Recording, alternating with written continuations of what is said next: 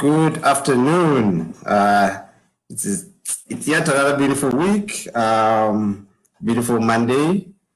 As usual, we have the lunch break show between 1 and 2 weekdays.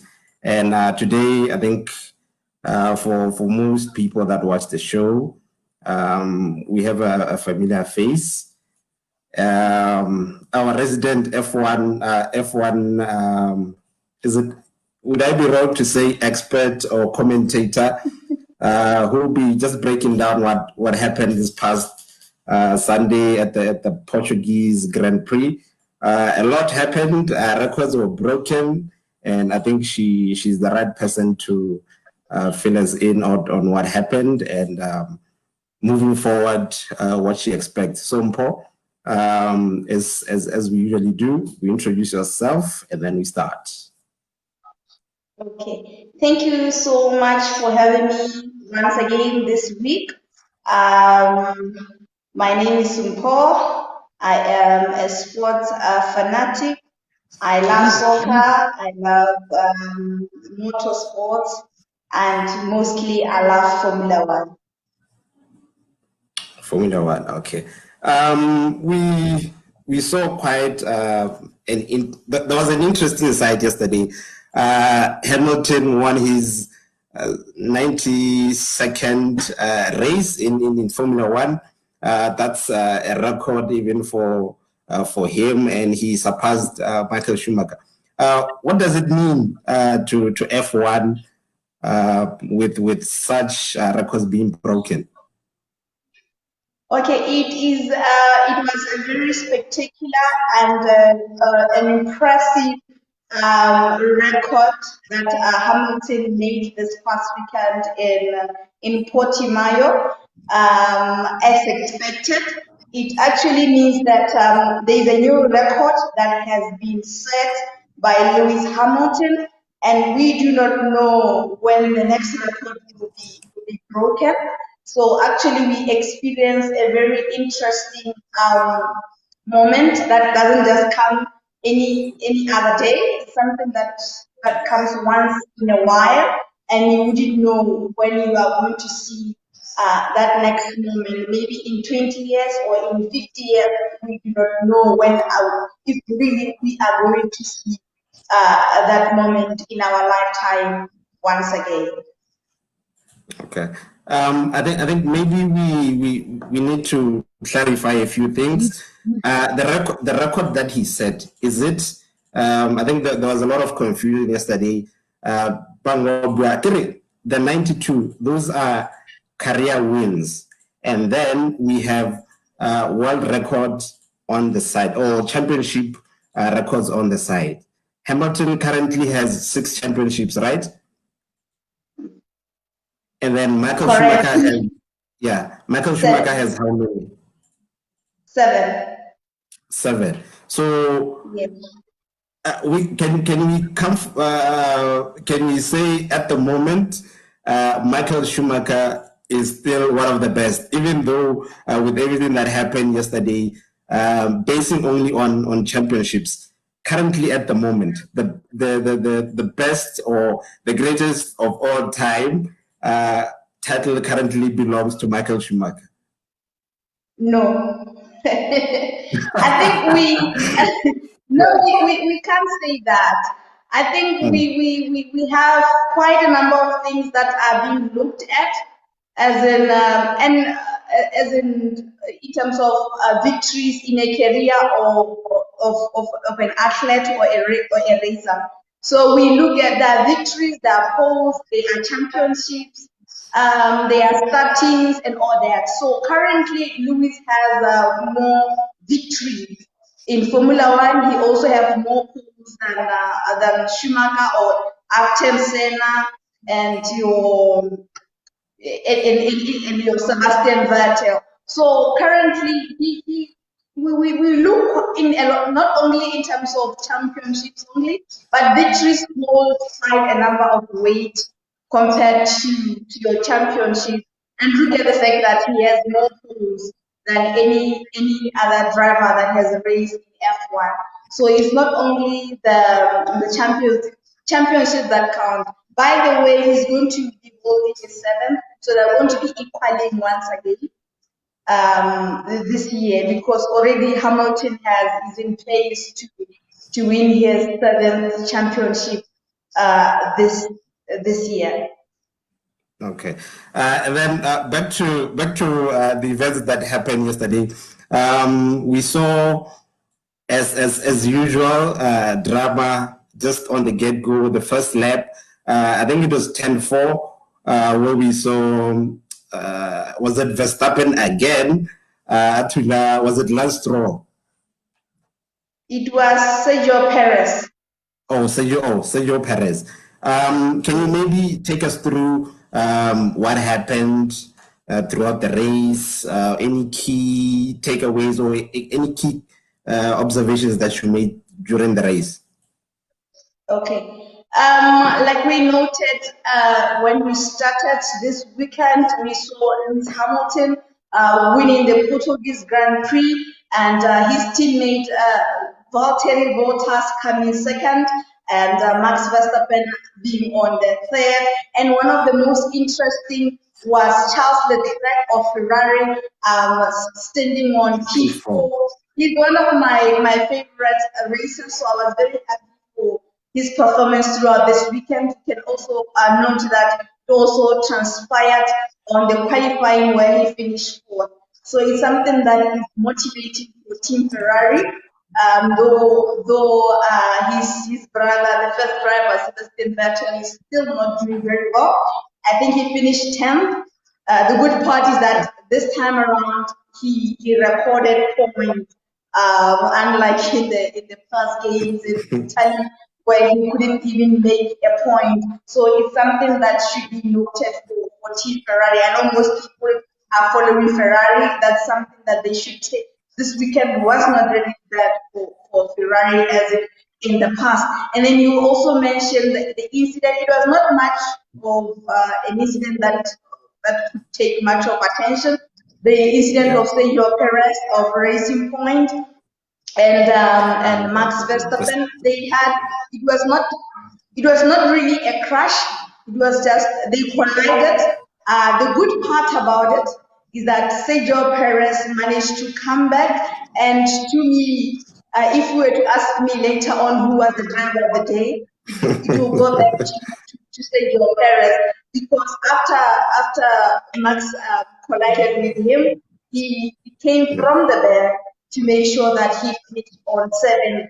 And by the way, Sergio Perez is being released by Racing Point. He's still not sure if he will still be racing in Formula One, but he is showing us indeed he has whatever it takes to remain in this wonderful sport. So that's one of the things that happened. Another incident that happened was between Lando Norris and your Lance Stroll. Yes, that's it. I think that's how you confused it. There was a crash at 10-1 where Lance Stroll collided with Lando Norris. He was driving on the outside and then trying to pass Lando Norris. Unfortunately, when he tried to overtake him, he collided on him, and that incident led to Lando Norris' bad result for the weekend, because he had to go and pit earlier than what he was supposed to do, and the damage had already been done. He also had a slow puncher later on. I think after 2 laps after the incident or the crash, he had a slow puncher, and then he didn't finish well. He finished on P13, and Lance Stroll had to retire. Lance Stroll had to retire earlier. He didn't have any point for this weekend. That's some of the things that are transpired. There was not so much of incidences. I think the other incident that is causing uproar in the F1 community is the incident of Bottas and Hamilton. Because the team, team Mercedes refused should I say refused or didn't take his advice of Bottas to change tires, to change to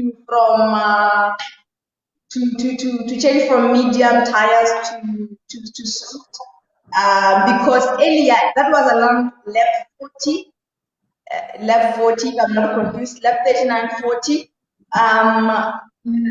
Bottas, Lewis had just changed his tires to hard compound, and then Bottas was made aware of that by his strategy or his team principal, Toto Wolff. Unfortunately, Team Mercedes refused because when we listened to Toto's interview after the game, or yes, the press conference, he had noted that it was an incident where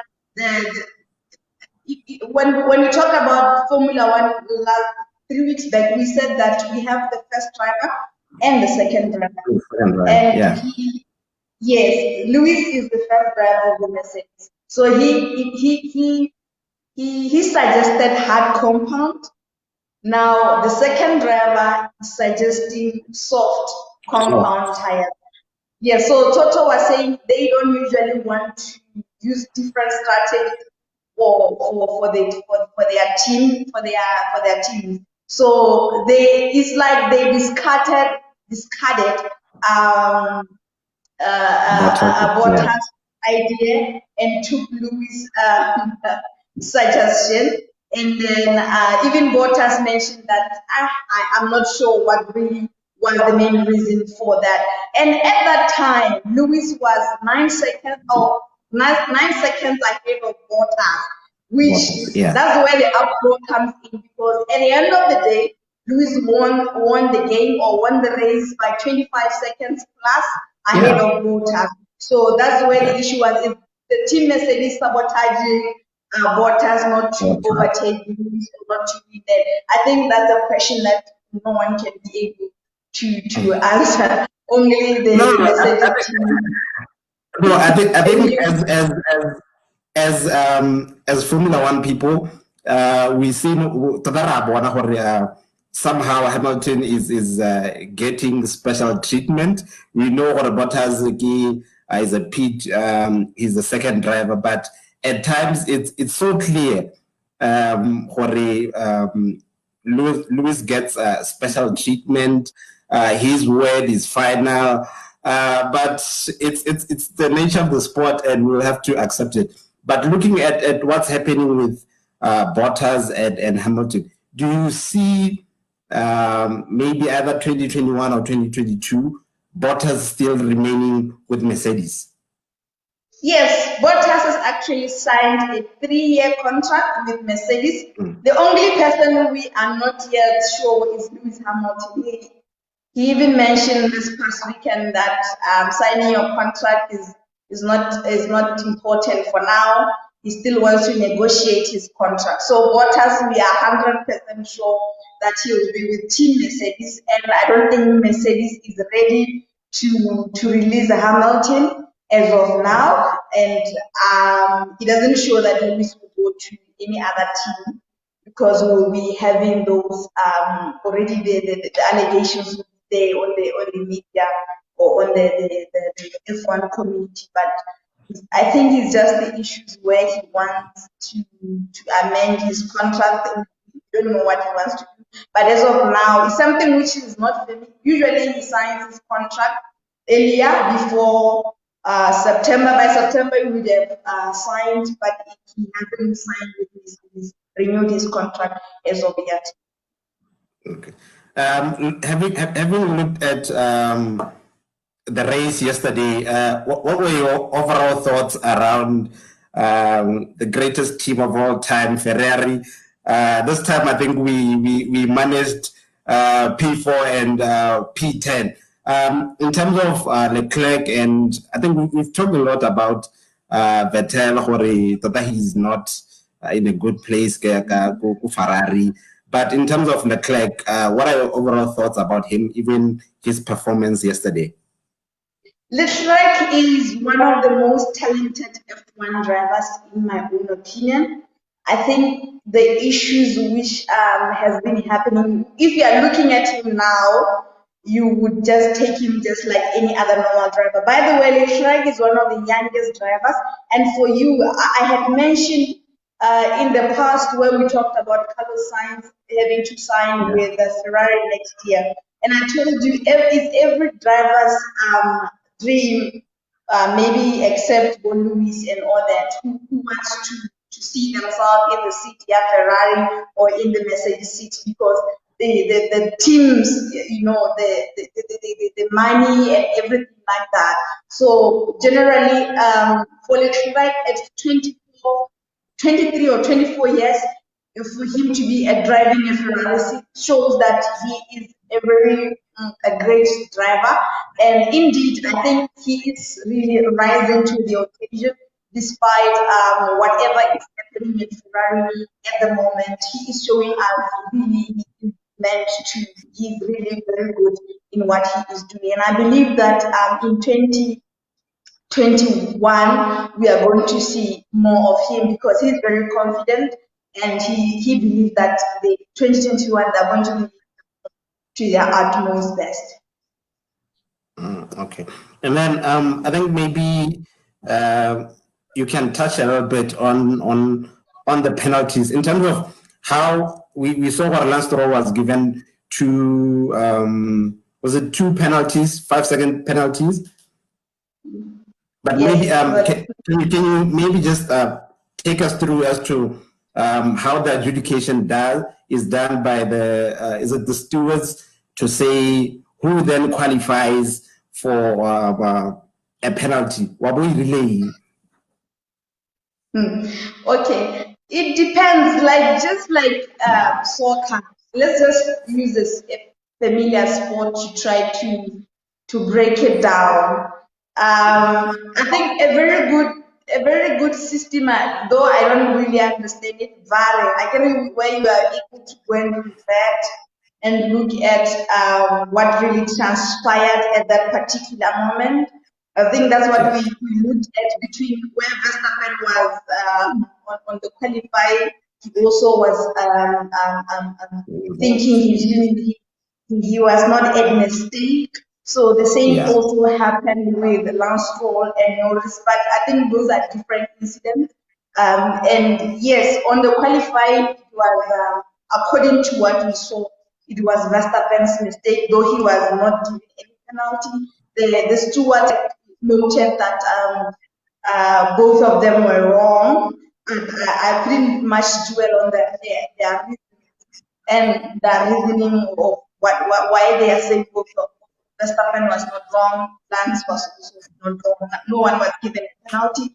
But just like there are people who give penalties, and those are like skilled stewards, and they just work on the background. Their job is not really to give penalties, but just to see whatever to investigate any matter that could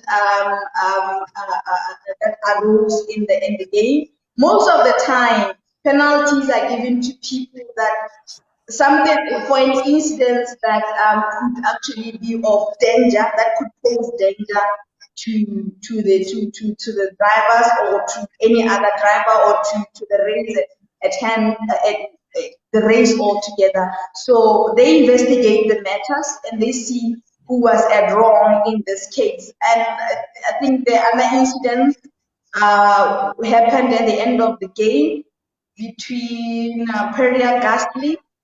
Unfortunately, they haven't given us. They said there was something that happened, and they didn't do that replay. Unfortunately, we wanted to see what the Perry Gasly and someone else. So unfortunately, they haven't given us. They were saying they want to do internal investigations later on. So they actually work on videos and go back and see what really transpired. Anything that could be of danger to the driver or anything that you do that could be danger to the race, you are investigated and given a penalty for that. Or if you have that regulations that regulate that counts by fear, if you break such regulations, you are also given a penalty in that regard. Oh yeah, and then I think one one incident. That is not an incident. Something just that occurred during I think it was the start of the race where there was a problem with Lewis's tires. What was going on there? You're saying at what?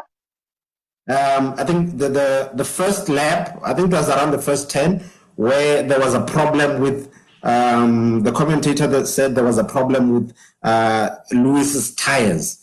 Had a Bottas bahita, Busins Limon bahita, Verstappen. What was happening there in terms of the I tires? don't think there was an issue with the tires, though I don't think I started the race. But Yeah. it was not the issue of the tires per se, having problems with the tires. They started with medium tires, which, according to what I heard, was gave the teammate, both of them, both Waters and Lewis, a poor start. And we saw Carlos Sainz leading for the first 6 laps till Bottas passed him. Yes, there was not a problem with the tire. The tire was kind of a bad strategy to start with the medium tires, according to what they had said. And then we saw both Bottas and Lewis struggling. Though Bottas was second, and Carlos Sainz of McLaren led the race for I think 6 laps, and then Bottas overtook him and then led the race. And then Hamilton, they managed to come back, both of them, despite that poor start for the team. And then that's when in lap 20, where Lewis Hamilton overtook Bottas and then started leading the race till the end. Oh yeah, I think with the Portuguese Grand Prix, it was more. It wasn't drama filled like we usually want things. One or two incidents there, but there was nothing really. We know Hamilton might or will get the spot, but now the focus now has shifted to P2 in terms of the overall standings between Bottas and Verstappen. Looking at the remaining races, do you think Verstappen just might take the second position once we are done with the season? Do you see him doing that? I don't think so. I don't think you mean the overall drama standing. Yeah, because No, I think Bottas will finish on second. Um, Personally, I think most people who I follow the sport with, we usually talk on WhatsApp, and they think I have something with Verstappen. But I feel for it personally, like some people, some of the like Nico has already said, the problem with the Verstappen is I think his attitude generally, it's it, it, it's not really good. I believe you could be right now in second or whatever, but he just has, that thing that he overlooks everyone around him. And it also happened in the press conference where he was even having a clash with Lewis Hamilton and saying, I think if you can exchange cars, we will know who is better. I'm not sure. You are good. You are really good at me. So I think his attitude and everything, like his behavior, is generally it's affecting his performance. He's always going to be number 3 if he continues with it. And maybe more Charles will come back and overtake him. So I don't think he's going to do that. And like I said, I think one of the most interesting things is when he said that statement, Mercedes was saying they are ready for that challenge, and Lewis said it's fine. We could do that on a practice session, maybe. And I think I'm looking forward for that. They said that yesterday, so we might see on a practice session Lewis taking Max's car and Max driving Lewis' car. That's going to be exciting because he just feels he's better than the Mercedes guys. and he looks down on Valtteri Bottas. So No, that's one I of think the. yeah, for some of us, that would be a very interesting to see. And I think it would even squash this whole car scenario, the Red Bull and Mercedes. So I think we'd want to see that, tell them to make it happen. And then looking at the driver standings, Lewis Hamilton is at 256, Bottas is at 179, and then Verstappen at 163, 162. So that's like a 17-point gap. So do you feel that Verstappen can make this, can cut this lead with the races that are remaining? Yes, the difference between Verstappen and you're quite right. And your Bottas it's minimum, and it's the point. He can do that. We are not disputing he can't do that. But we're looking at the drive that and the tenacity that Bottas pulls in every game. He's even challenging Lewis Hamilton just to show that he even wants to finish first in every Grand Prix. So generally, I don't look at what happened this weekend, from the practice sessions to the qualifying and to your race at hand. I mean, come on, Bottas is showing he really wants to win, and he really, really wants to win. So I don't think he would allow that to happen, for Verstappen to pass him. It is possible. We're not disputing that he can't come back, but let's look at, is Bottas at just content with what he has now? No, he's not. He still wants to push hard. And he's pushing hard every week. I'm one person that sees that. And looking at the pressure that the people like the F1 community is giving Bottas, honestly, he wants just he wants to prove to the people. And the other day he was saying to whom it may concern, and then he insulted everyone. I want to say the other way, just to show that he really wants to prove to the community that, you know what, I'm not just Lewis's tail. I also want to see myself winning a championship. And Bottas didn't just get in the seat, he really fought for it. By the way, he was driving a Williams before. A Williams is not a very competitive car. Right now, George Russell is driving it, and he's not even having a point for now. Just to show that Bottas didn't just get his Mercedes seat. It's like just that people are giving him pressure and expecting him to be Nico Rosberg or any other teammate that Lewis had, like your Alonso. And yeah, the pressure is there. Maybe the Mercedes wanted Lewis to break the record. We don't know about that. So maybe they sabotage Bottas. I can't put my hand to that. That possibility. Okay. And then driver of the day. Yes, I had already mentioned Sergio Perez, but I can have quite a number of them. I would say Sergio Perez. I think that this weekend people were really wanted to show that they are good, yeah. And your Perry Gasly, the Alpha Tauri guy, I think there's a war between him and Albon, because he really wants to go to Red Bull, and he wants that seat. And every week he's more like a go-getter kind of a person, you know. I am gonna get it. I'm gonna get it. He really wants to prove to the principal manager. But Horner yesterday had said that they are not really looking forward to having him. It seems like he had issues with Red Bull when they released him before, not just driving, but in terms of his character and behavior and all that.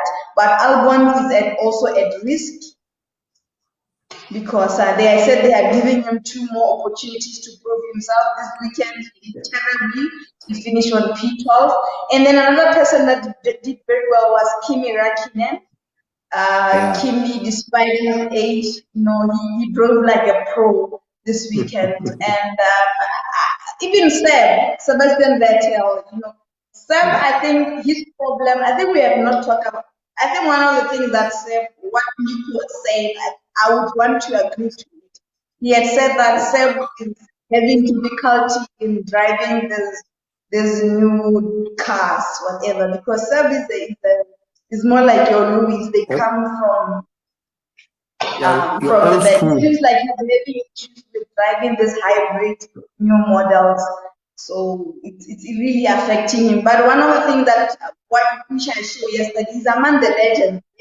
Despite him being where he is right now, he's still counted among the legends. It was first it was Lewis Hamilton with 92, and then Michael Schumacher on third, and then it was him on it was Sebastian Vettel on third. I think Ayrton Senna, yes. So he's still counted. He's a four-time world champion by the way. So I believe Sam is still talented, but since he's having issues, he's really having issues. And I don't think Racing Point is a solution for him. So he needs to move to a new team. Yes. He also has shares in the team. Okay. He also has shares and then, in the oh yeah. Where are we this coming weekend? Yes, we are not having a break this weekend. We are continuing. We will be in Imola, Italy. We are back in Italy in Imola. And for the third time in Italy this year. Oh, you're going back again? Yeah, but in Imola. Oh yeah, it's a different track, right? Yes, a different track. Oh yeah, and then I have a comment from your fellow Mercedes supporter, Mr. Mercedes. Today he agrees on two things with you: that Bottas will finish P2. I think it was then Haas is in P2 ahead of Max, and that Perez was his driver of the day. I think it's a first that you guys get to agree on something. Yeah. So at least you found common ground. Yeah, but honestly, Sergio did very well this weekend. And I think most of these guys who did very well, the ones that we are noting, like Perry Gasly and Sergio Perez, is the issue where people their teams have lost confidence in them somehow. So they really want to show that really it's not about what my team says, but I am here because I am capable, not because of what the management has ruled about me. Okay. So how many races are we left with? Unfortunately, I didn't check, but I know we have Abu Dhabi again. We still have Abu Dhabi to go to. Yeah, and then we have Baku. I don't know if they're going back to. Is it Baku? Yes, I think Abu Dhabi, Baku. Yes, I will check. Maybe we'll talk about it next weekend. How many? Okay. So are we giving Hamilton his seventh championship? Yeah, he is leading by 77 points right now. I mean, who is going to be able to beat that? And no one. Okay, so what we've given Hamilton his seventh championship, and then we've given Bottas his P2, and then we've given Verstappen his P3. So I don't know if you have the driver standing. I want to check the difference between Verstappen and the fourth person. Verstappen has let me check what the difference is. Verstappen has 160 162. It's a Verstappen has 162. And then the fourth person is Reynolds Ricardo. Ricardo has 80. 80. Yeah. Wow. So Verstappen Lucia Ricardo ka 82 points. Yeah, hey. I think So I think, the most yeah. interesting is between Lando Norris. Those guys that I think Lando has 63, and then the other one has 64, 65, somewhere there. That's the middle field. Yeah, I think one from P3 up to 10. I think that's where the battle is. Ricardo has 80, and then Leclerc has 75, and then Perez has 74, and then Norris has 65, Albon has 64, Gasly has 63, and Sainz has 59.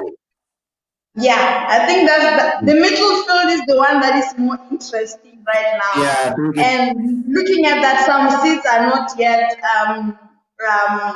sure for who is going where next year. It's also going to determine Albon. I don't see him at Red Bull next year. So, so that's where the interest is. Lando wants to prove himself. Albon wants to prove himself. Then Ricardo wants to show that he's a pro. So that's where the interest is from P4 downwards. So the middle field is where it's active and exciting. Yeah. So Mpho, let's wrap things up. As always, thank you for joining me. We'll see each other again next week in Italy, and you can come back and share with us what happened. Okay, thank you so much. All right, now let's call it a day. Thank you for everyone who tuned in, and we'll definitely be back for another session. Hopefully, there will be others throughout the week, not only Formula One, but other sports. So until next time, bye. Cheers.